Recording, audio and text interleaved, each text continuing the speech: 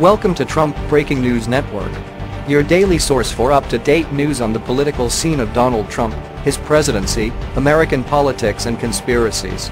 Please subscribe to receive notice of our daily updates. Also share with your friends and your social media. We encourage you to like our videos and give your comments. This is TBNN. While Congress sits on the sidelines, President Trump is making some tough decisions. Secretary of Defense Jim Mattis told a Senate committee in October that a 16-year-old law authorizing military force against al-Qaida and its enablers still provided a firm legal basis for military action against the Islamic State group. At the time, Syrian Defense Forces had just recaptured the city of Raqqa, which for 3 years had been the capital of the terror group's caliphate. It was the beginning of the end for the terror organization in Syria. Fast forward 3 months, and the group is a shadow of its former self, with a few hundred hardcore militants desperately holding on to slivers of territory in Syria's middle Euphrates Valley. Smashed by US-backed Kurdish militia and forces loyal to the Syrian regime, the once fearsome terror group now controls less than 2% of the territory it occupied at the height of its power, according to the U.S. coalition to defeat the Islamic State.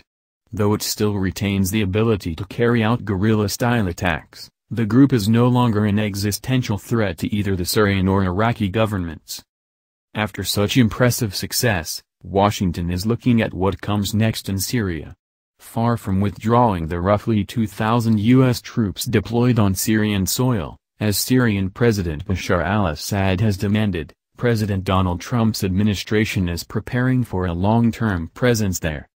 U.S. military commanders have taken care to describe the Syria deployment as part of a broader counterterrorism mission that falls under the rubric of the 2001 authorization for the use of military force, the same law Mattis testified about in October. After U.S. airstrikes wiped out 150 Islamic State fighters in eastern Syria last week, Coalition Commander Major General James Girard said the troops had to stay because the anti-terror mission in Syria was far from over. "We cannot take our focus off our mission, and we must not lose our momentum in taking these terrorists off the battlefield and preventing them from resurfacing somewhere else," Girard said. Secretary of State Rex Tillerson has offered a much more expansive vision for the U.S. military effort in Syria. Speaking at Stanford's Hoover Institution on January 17, Tillerson outlined 5 end states the Trump administration desires in Syria, only one of which has even a tenuous connection to 2001 OMF. So what is the administration's plan for Syria? As Tillerson explained, the U.S. is going to eradicate Islamic State and al-Qaeda fighters wherever they remain in the country. Then, Washington will usher in a stable, unified, independent Syria under a government led by someone other than Assad. At the same time, U.S. forces will counter Iranian influence in Syria, denying Tehran a land bridge through Syrian territory into Lebanon. While tackling the Iranian problem, the U.S. military will also make Syria safe for returning refugees and internally displaced persons. And finally, Washington will guarantee, once and for all, that Syria is free of weapons of mass destruction. In his remarks at Hoover, Tillerson denied the administration's vision amounts to nation-building or reconstruction. But the plan includes the kind of strategic objectives Washington pursued, and is still pursuing, in its long-term interventions in Afghanistan and Iraq. A notable difference is that Congress specifically authorized both of those wars, but has not done so for Syria. Most of official Washington has shrugged at this state of affairs, but a small contingent of skeptics is raising questions about the uncomfortable reality that American troops are deployed, uninvited and without congressional or United Nations authorization, to a sovereign country that has not attacked the U.S. or its allies. Daniel DePetris, a fellow at the realist-oriented Defense Priorities think tank, is one such voice arguing that the Trump administration's plan for Syria distorts the 2001 OMF beyond recognition. Former President Barack Obama's administration stretched the authorization when it began the fight against the Islamic State group in Syria, and now the Trump administration is doing so to a greater degree with its ambitious post-Islamic State project, he says. Mattis and Tirson's interpretation of the 2001 OMF is a continuation of the same legal justification the Obama administration used upon announcing the counter-ISIS military campaign to the nation, he told the Daily Caller News Foundation in an email. The problem is this is an overly broad argument made by those in the executive branch who would always prefer more authority to wage war. Congress passed the 2001 OMF just a few days after the 9/11 attacks, giving the president the green light to use all necessary and appropriate forces against individuals and countries involved in the attack. In the nearly 17 years since, U.S. administrations have relied on the law, along with a generous interpretation of executive authority to make war, to provide legal cover for worldwide military intervention without input from Congress. Constitutional questions. The text of the 2001 OMF empowers the President to use all necessary and appropriate force against those nations, organizations, or persons he determines planned, authorized, committed, or aided the terrorist attacks that occurred on September 11, 2001.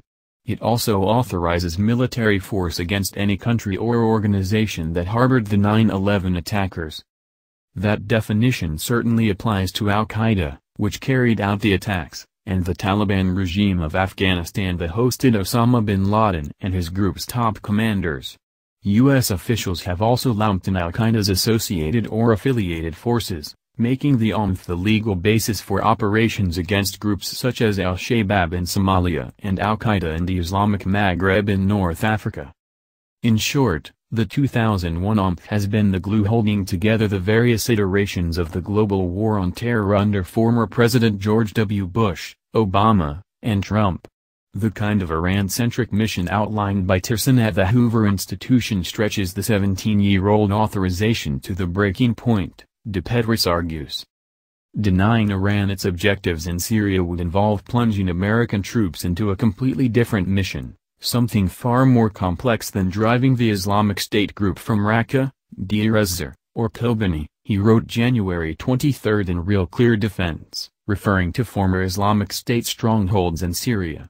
The mission, in fact, would be so different that it would require a whole new authorization from Congress before the strategy could be carried out.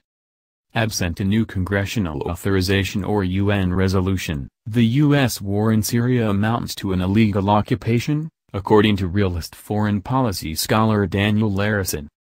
He wrote January 17 in The American Conservative. According to Tirson, U.S. forces will remain in Syria on an open-ended mission to ensure that the recognized government of the country does not establish control over its own territory. To call this policy deranged would be too generous. The U.S. has no business in having a military presence in another country without its government's permission, and it has no right to maintain that presence for the explicit purpose of preventing that government from exercising control inside its own internationally recognized borders. Supporters of the U.S. military intervention in Syria have countered that the president's war-making authority under Article 2 of the Constitution gives Trump all the legal cover he needs for an anti-terror campaign there, however broadly defined. Going back to at least former President Bill Clinton's administration, executive branch lawyers have argued the president can order a unilateral strike he believes doing so is in the interest of national security. Trump invoked this broad authority in April, when he ordered a cruise missile strike against a Syrian military base in response to Assad's use of chemical weapons. Whether Trump can claim the same authority to launch a long-term intervention without congressional approval is a murkier question. The War Powers Act of 1973, passed over then-President Richard Nixon's veto, says a president can only deploy U.S. troops into a conflict if he has an approval from Congress or if the U.S. itself has been attacked. But the law muddies the issue by requiring the president to pull back troops after 60 days if the engagement was not authorized by lawmakers, suggesting that a shorter unilateral deployment would be permitted. In any case, U.S. soldiers have been in Syria for far longer than 60 days, and no UN resolution or act of Congress has authorized what the Trump administration is now proposing to do there. This is a violation of our U.S. Constitution, which should be enough reason for it not to occur, De Petris said of the plan. Congress on the sidelines. Larison, Petris and other intervention skeptics blame Congress for letting 3 consecutive presidents assume what amounts to unlimited power to decide when and where to commit U.S. forces. Lawmakers prefer to leave such politically fraught decisions to the executive, abandoning their constitutional duties, Petris argues. The legislative branch has atrophied from far too many years of silence on matters of war and peace, enabling the Bush, Obama, and now Trump administrations to wage war without authorization or proper oversight, he told the DCNF. Congress' role is just as the Constitution outlined, authorizing armed conflict before the first U.S. troops are deployed in theater and the first bombs are dropped. A divided Congress in 2013, with Democratic majority in the Senate and Republican majority in the House, declined to give Obama an authorization to intervene in Syria. Concerned with backlash from a war-weary public and unable to agree on the scope of an authorization, lawmakers never held a full vote. Instead, they left Obama to conduct military operations in Syria on the back of the 2001 OMF, as Trump is doing now. Content to rely on the existing authorization for any military action with a conceivable nexus to counterterrorism. Trump has not asked for a fresh OMF to underpin his Syria plan. And, aside from a few foreign policy dissidents, lawmakers in his own party are in no hurry to press for one. One such outlier, GOP Representative Walter Jones of North Carolina, speaks of the situation with open disgust. The absence of debate on Syria amounts to an abdication to the executive branch of Congress. Article I power to declare war, Jones told the DCNF. Here we are again as a Congress, sitting in the stands, watching a failed foreign policy develop, and we don't even debate it, he said in a phone interview. I'm talking about a policy debate, I'm not talking about an amendment debate, I'm not talking about a speech. We have foregone our constitutional responsibility as a Congress, he added. Nor has Washington's think tank Archipelago raised much concern about possible constitutional deficiencies in Trump's Syria strategy. Big names in the bipartisan foreign policy community such as Brookings Institution, American Enterprise Institute, and Center for a New American Security have produced dozens of analyses about how to bring about a post-Islamic State, post-Assad Syrian state. There has been much less discussion about whether such a mission is a violation of U.S. or international law. With the foreign policy establishment and the administration largely silent about the need for a new OMF, a handful of lawmakers have taken up the cause. On the Democratic side, Senators Ben Cardin of Maryland, Cory Booker of New Jersey, and Chris Murphy of Connecticut, all members of the Senate Foreign Relations Committee, have in recent weeks pushed for a new war authorization. A contingent of intervention skeptics in the Republican Party, among them Jones, Representative Thomas Massie and Senator Rand Paul of Kentucky, and Senator Mike Lee of Utah, have also argued that Trump needs congressional approval for further military action in Syria.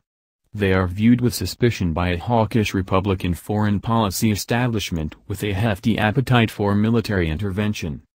At the end of the day, lawmakers are unlikely to revisit the OMF unless American voters get riled up over the prospect of another open-ended war in the Middle East, Jones says. They're not feeling pressure from the people of America, he said, adding that public indifference has made it easy for lawmakers to sit on the sidelines and let the administration get blood on its hands, not Congress. This has been the Trump Breaking News Network. Please subscribe and share to stay up to date on the latest news about our president. Be informed.